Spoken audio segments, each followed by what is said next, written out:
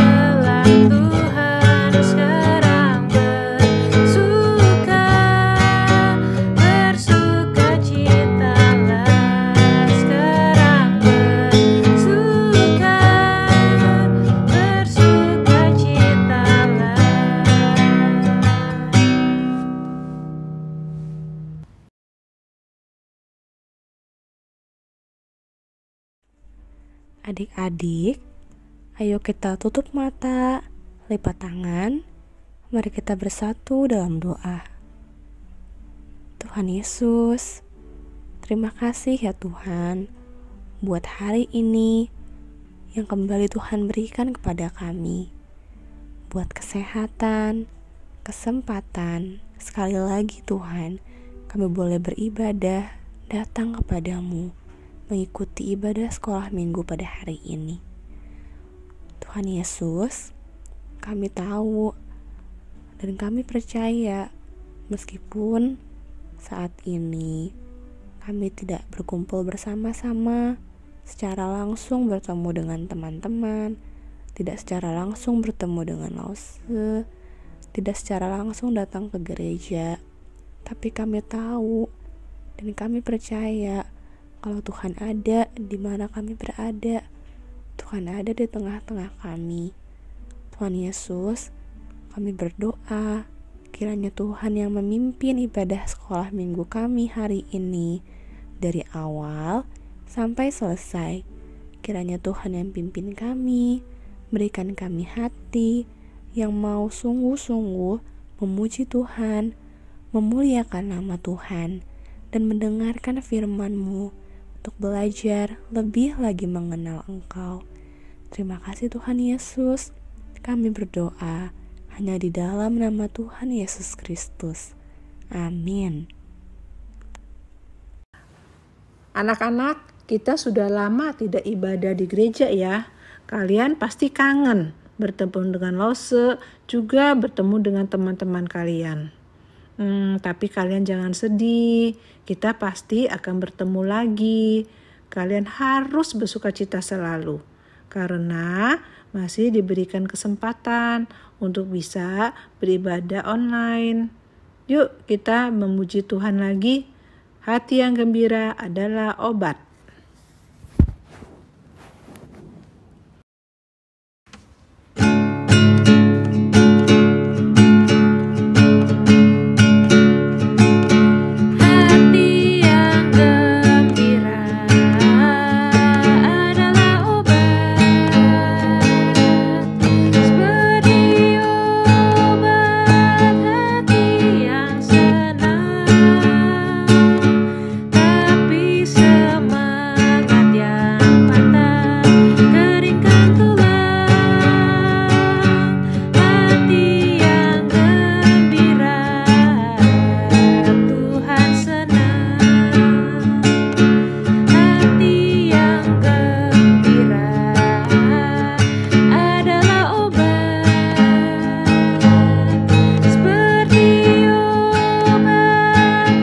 hati yang senang, tapi semangat yang patah, keringkan tulang hati yang gembira, Tuhan senang.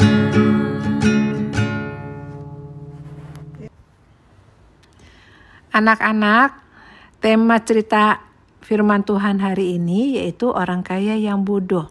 Orang kaya itu kerjanya setiap hari mencari harta, tidak berdoa, juga tidak membaca Alkitab.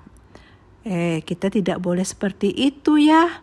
Sebelum mendengarkan firman Tuhan, yuk kita menyanyi. Kita nyanyi lagu Apa yang Dicari Orang.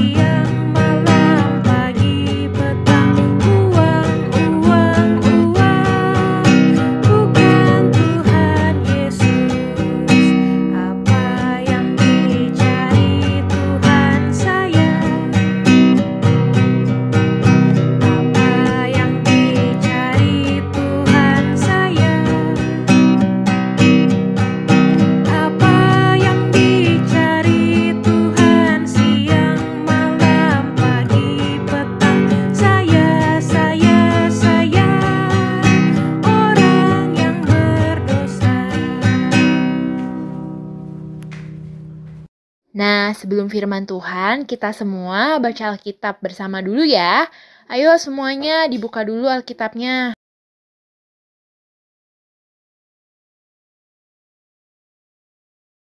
Pembacaan Alkitab pada hari ini kita ambil dari Matius 6 ayat 19 sampai 21. Hal mengumpulkan harta. Ayat 19. Janganlah kamu mengumpulkan harta di bumi. Di bumi ngengat dan karat merusakkannya, dan pencuri membongkar serta mencurinya. Ayat 20. Tetapi kumpulkanlah bagimu harta di surga. Di surga ngengat dan karat tidak merusakkannya, dan pencuri tidak membongkar serta mencurinya. Ayat 21, karena di mana hartamu berada, di situ juga hatimu berada. Kita lanjutkan dengan 1 Timotius 6 ayat 17 sampai 19. Ayat 17. Peringatkanlah kepada orang-orang kaya di dunia ini, agar mereka jangan tinggi hati dan jangan berharap pada sesuatu yang tak tentu seperti kekayaan, melainkan pada Allah yang di dalam kekayaannya memberikan kepada kita segala sesuatu untuk dinikmati. Ayat 18, peringatkanlah agar mereka itu berbuat baik, menjadi kaya dalam kebajikan, suka memberi dan membagi. Ayat 19, dan dengan demikian mengumpulkan suatu harta sebagai dasar yang baik bagi dirinya di waktu yang akan datang untuk mencapai hidup yang sebenarnya. Amin.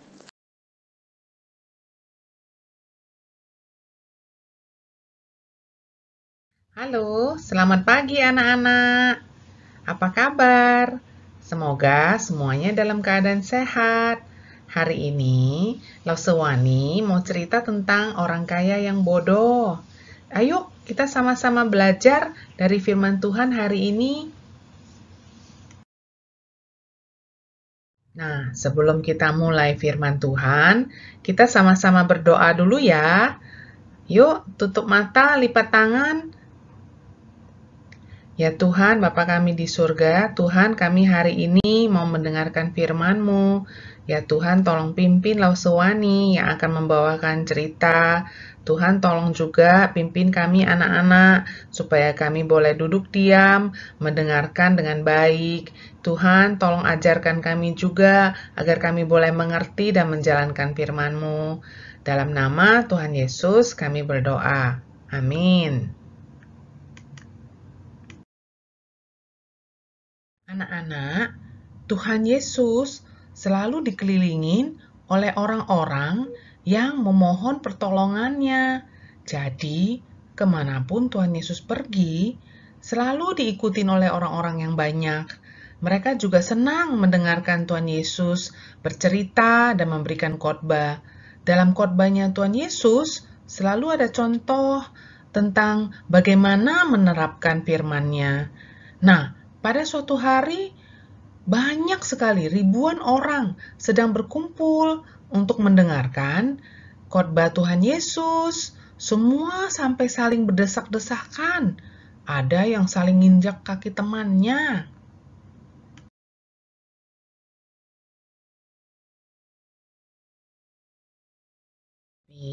Di tengah kerumunan orang-orang banyak itu, ternyata ada satu orang yang tidak mendengarkan. Orang ini tiba-tiba berdiri anak-anak dan bertanya kepada Tuhan Yesus, sepertinya dia lagi punya masalah. Katanya kepada Tuhan Yesus, Guru, papa saya baru saja meninggal, tapi kakak saya tidak mau membagikan harta warisannya kepada saya. Dia tidak mau membagikan uang dan ladang-ladang peninggalan papa untuk saya. Tuhan, tolong dong bilangin kepada kakak saya bahwa dia harus membagikan harta warisan itu semua kepada saya. Tapi Tuhan Yesus melihat ke orang itu dan berkata kepadanya, berjaga-jagalah, kamu jangan sampai serakah, jangan sampai rakus. Kamu sudah memiliki lebih dari cukup, bukan karena harta saja kamu akan hidupnya berlimpah. Hidup kamu tidak tergantung sama semua kekayaan itu. Kemudian Tuhan Yesus meneruskan dengan sebuah cerita. Ada seorang bapak yang sangat kaya. Dia memiliki ladang gandum yang luas sekali. Ladang gandumnya itu penuh dengan gandum yang tumbuh dengan subur. Tuhan baik sekali kepada bapak ini. Tuhan memberikan sinar matahari yang cukup, hujan yang cukup, dan angin yang cukup, sehingga tanaman gandum di ladang bapak ini bisa tumbuh dengan subur. Setelah beberapa bulan kemudian, tanaman gandum di ladang bapak ini sudah menguning. Ini sudah waktunya panen, sudah waktunya untuk dipotong. Hasil panen itu nantinya bisa dijual sama bapaknya. Nah, semua pekerja-pekerja dari bapak ini sudah mulai datang ke ladang ini. Mereka semua sibuk memotong gandum-gandum itu dan kemudian mengangkut hasil potongan gandum ini dan menyimpan di lumbung. Lumbung itu tahu nggak anak-anak? Lumbung itu adalah tempat untuk menyimpan hasil panen.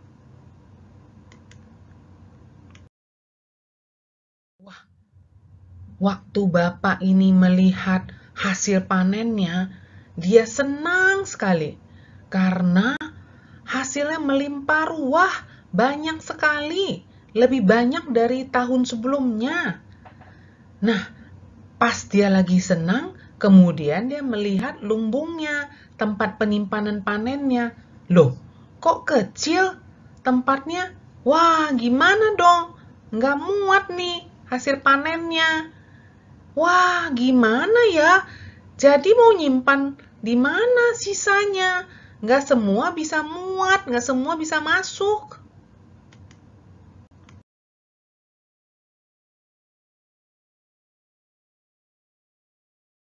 Berpikir keras, jalan mondar-mandir mikir, gimana ya supaya saya bisa menyimpan semuanya?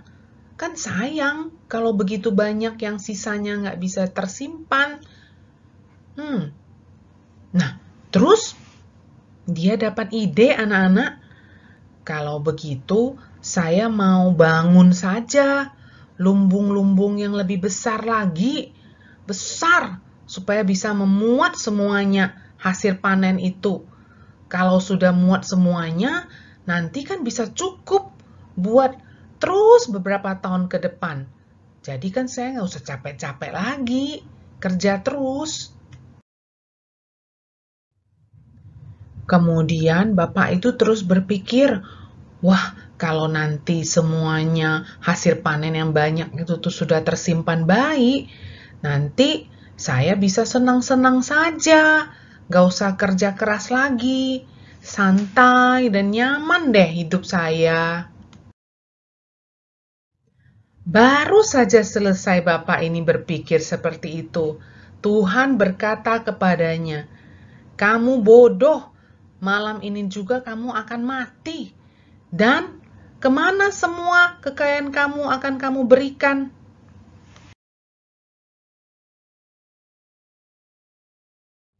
Anak-anak, semua orang yang sedang mendengarkan cerita Tuhan Yesus jadi terdiam. Mereka berpikir, wah, Bapak itu bisa ya tiba-tiba mati. Mungkin mereka juga bertanya-tanya dalam diri sendiri, apakah mereka juga bisa mati nggak tiba-tiba malam itu?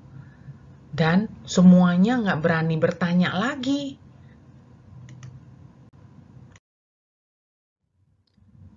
Tuhan Yesus kemudian menjelaskan kepada mereka, demikianlah jadinya dengan orang yang mengumpulkan harta bagi dirinya sendiri, yang lupa untuk menyimpan hartanya di surga, sehingga waktu mati dia tidak memiliki apapun di surga, dan dia tidak kaya di hadapan Allah.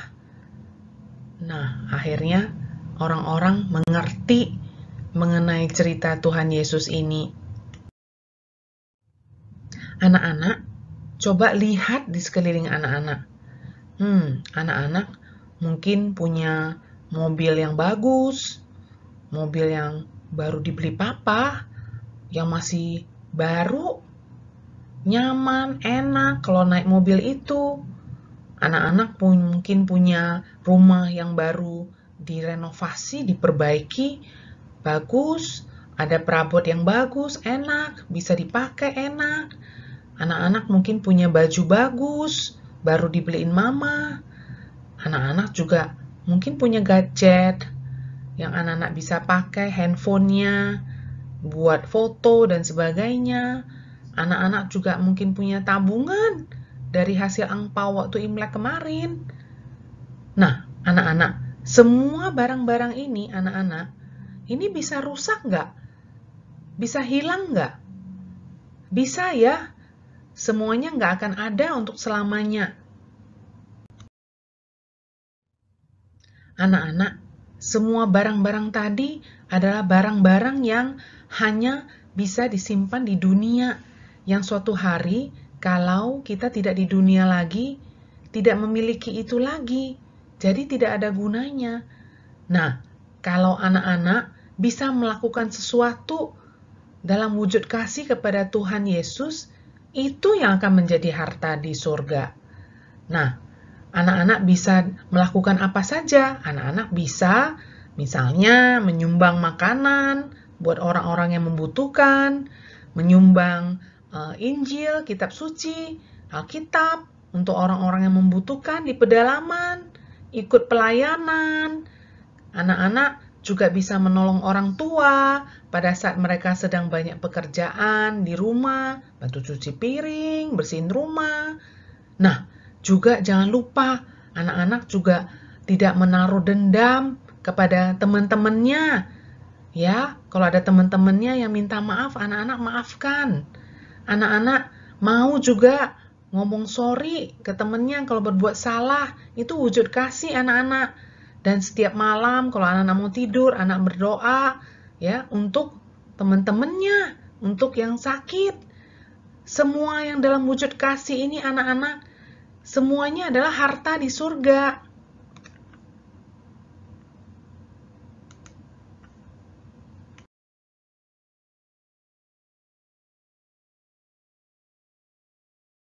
Anak-anak melakukan itu semua, berarti anak-anak sudah menyimpan harta di surga.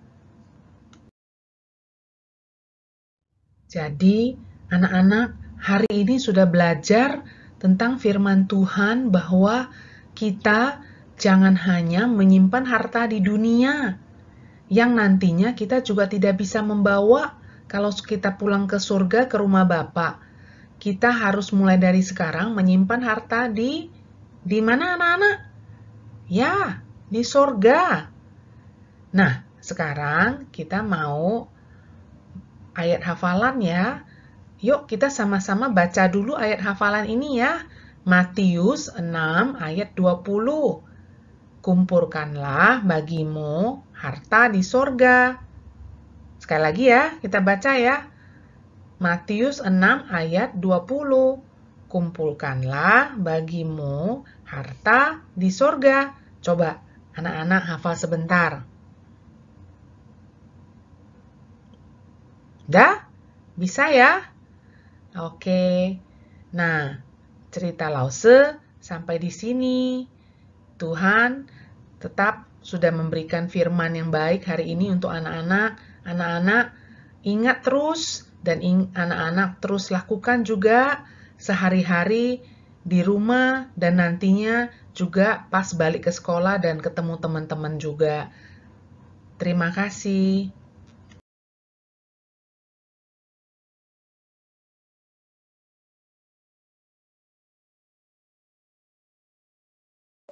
Tuhan Yesus, kami bersyukur kami sudah mendengarkan firman Tuhan.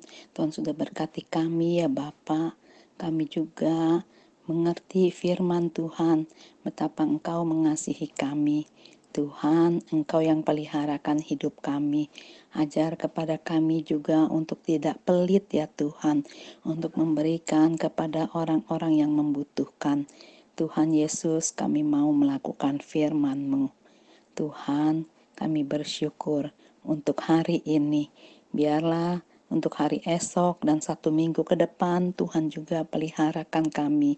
Tuhan Yesus yang melindungi kami dan memberkati juga papa mama kami. Terima kasih ya Tuhan. Dalam nama Tuhan Yesus, kami bersyukur dan berdoa. Amin. Tuhan Yesus yang baik, terima kasih atas kasih setia Tuhan.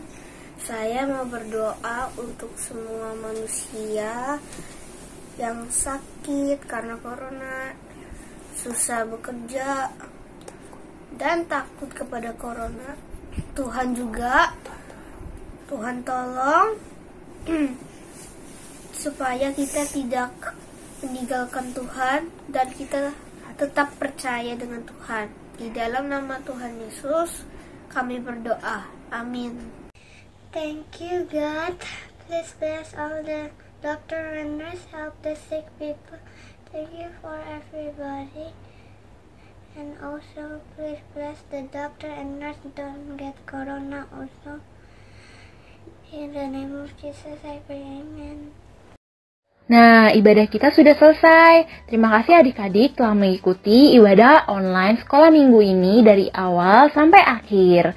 Sampai jumpa di pertemuan selanjutnya. God bless you and always stay safe and stay healthy. Bye-bye.